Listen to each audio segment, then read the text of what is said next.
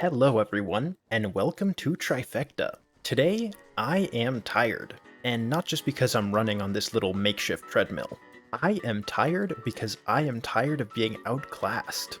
I mean, look at what the people that I'm playing with are doing. Threefold has this beautiful set of buildings here, which produce fully automatic hamburgers. In fact, to show him how jealous I am, I'm gonna buy some.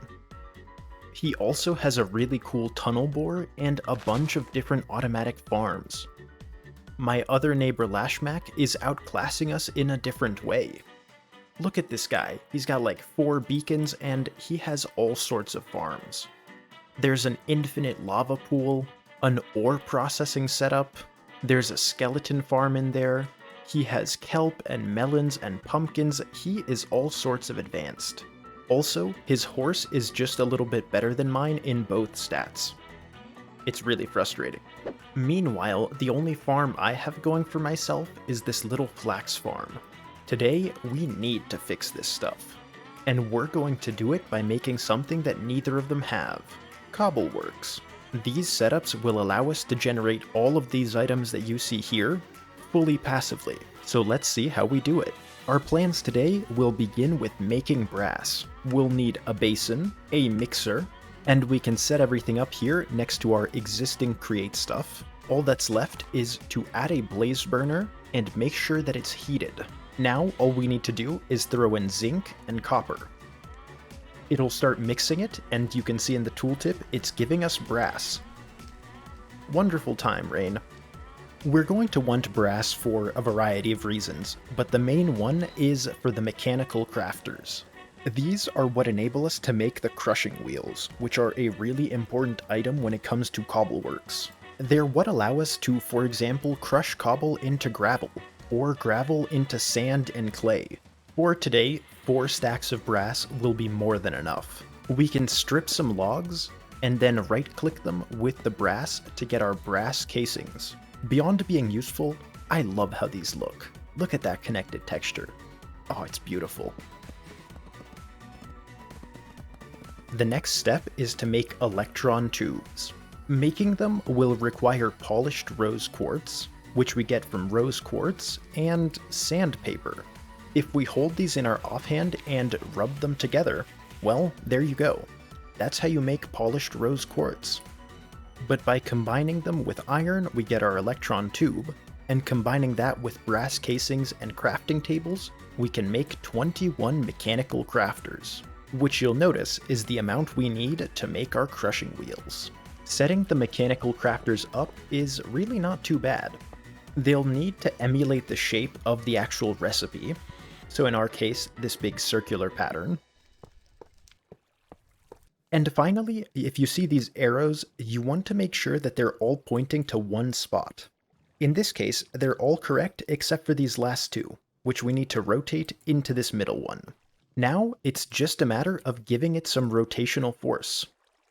Although this does seem to have overstressed our poor water wheels. We can, however, disconnect some of these existing items so that there's enough.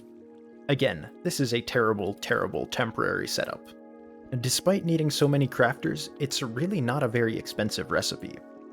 And now that we have all of them, it's begun slowly assembling all of it together. And here are our crushing wheels. In order to get cobblestone, we're also going to need some drills, and we're going to want to cook up some kelp in order to make belts. But while we now might have all of the items that we need to start making cobblestone, we don't have a place for it. So let's fix that.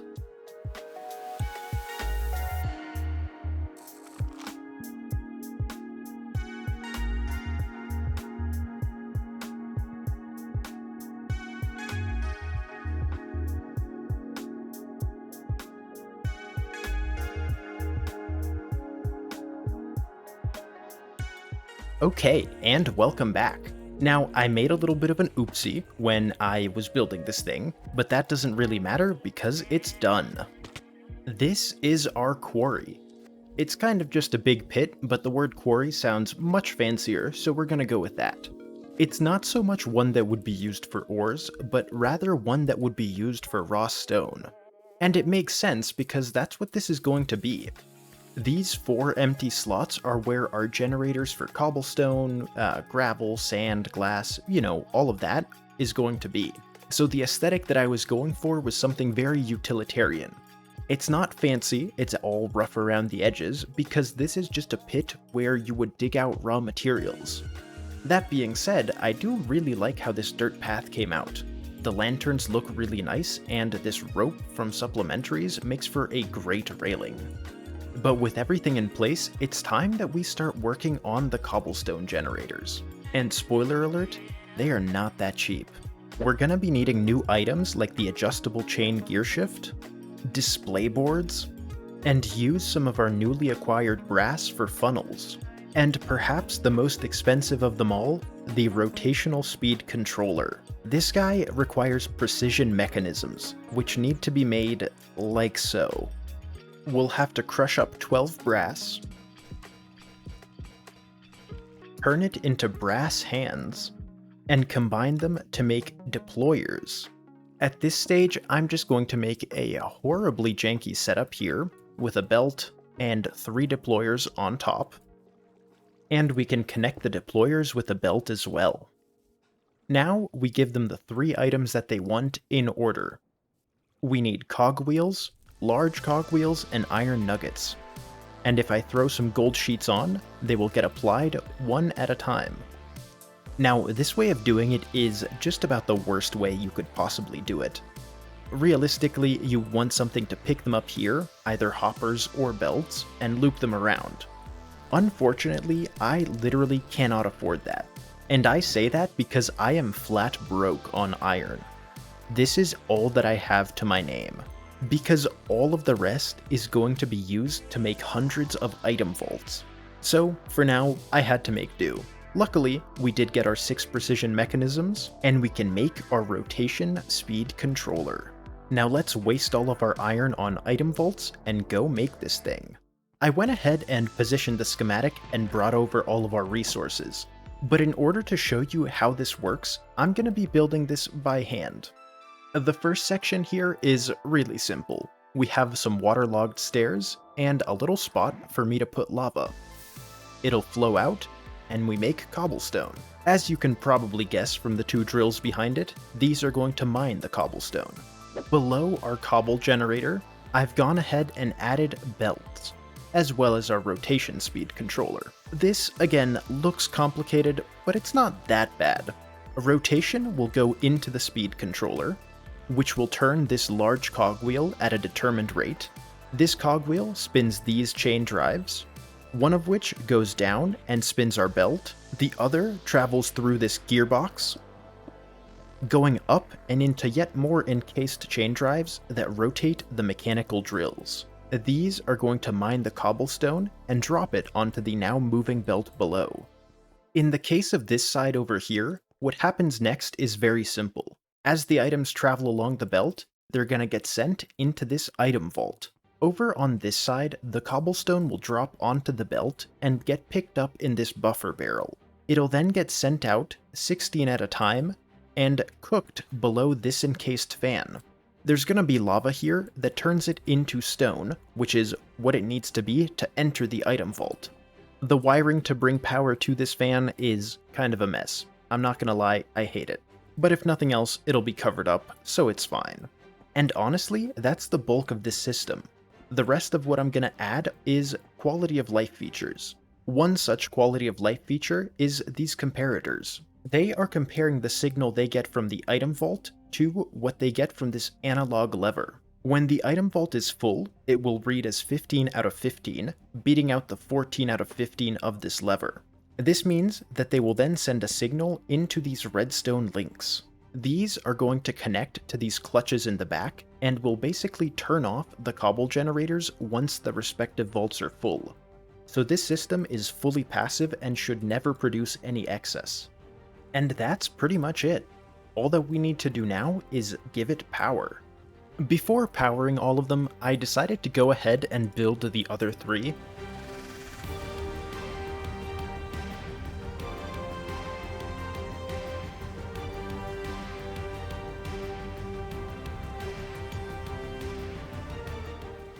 As you can tell, they're pretty much the same structure as the original, and most of the mechanisms are gonna be the same. There are a couple differences as far as having more items like crushing wheels and filters here, but I'll explain all of those when they're actually in motion. For now, let's see how we're gonna bring stress units to all of these.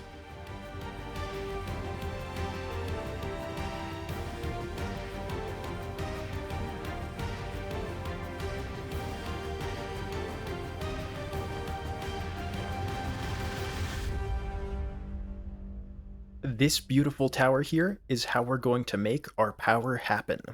Maybe not beautiful, but I do like it. It's just a quaint little tower up on the hill. I eventually plan on having multiple of them sort of along this ridge, kind of like an outer perimeter for the kingdom. But what's important about this tower is not how it looks. As we all know, it's what's inside that counts. And this tower, well, it has a lot inside. So much so that to explain what's happening in here, we're gonna go to creative mode. Ladies and gentlemen, this behind me is the Enigma Engine. I call it that because how it works is a mystery, even to me. But I'll try and do my best to work you through how everything works, because the idea is actually pretty straightforward. At the center of it is this, which is a pretty straightforward create steam engine. 9 blaze burners below a 3x3x4 boiler, with 9 steam engines on top.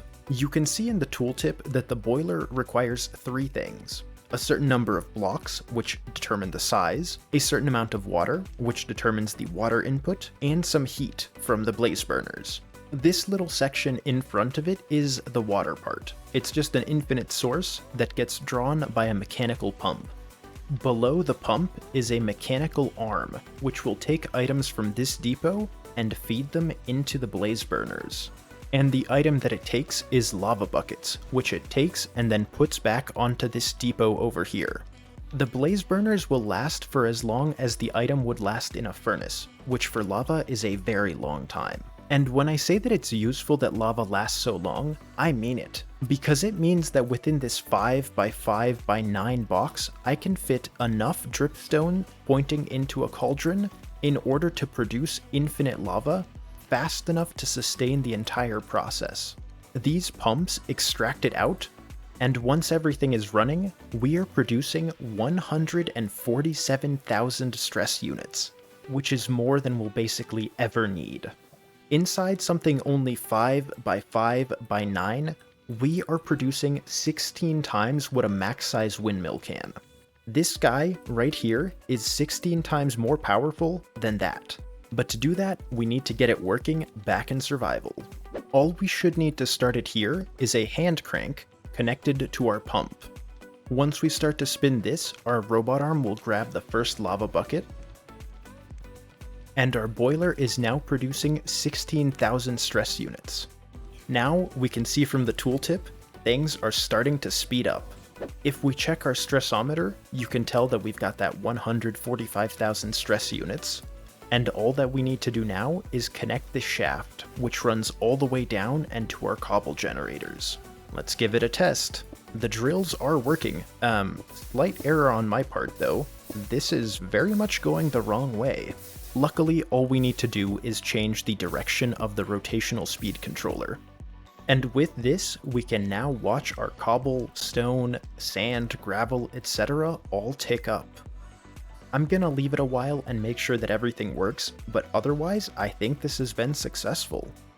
I've verified that everything downstairs works, and we seem to be good here, while still producing that 147,000. What I wanted to check, yeah, look at how many stress units that's actually using. I know that I said that this could power almost anything, but that right there is using over 60,000. We would not have been able to run that cobbleworks with windmills or water wheels, not even close. But since they all work, all that we have left to do is to decorate it, and make sure that guys like him can't stick around. And just like that, our cobbleworks is complete. It's a pretty simple design, but I really like everything that I've been able to make here, and as you might be able to tell from the numbers, this is making us so many items. I've got no clue how I'm going to use 20,000 cobblestone or stone right now, but I have it, and that's what counts. Clay is definitely the straggler, that one's very slow, but who cares? I'm very happy with how all of them turned out, with how our tower turned out, and with how this little quarry turned out. So I think that makes for a great spot to wrap up the episode. Thank you all very much for watching, and of course, stay cool.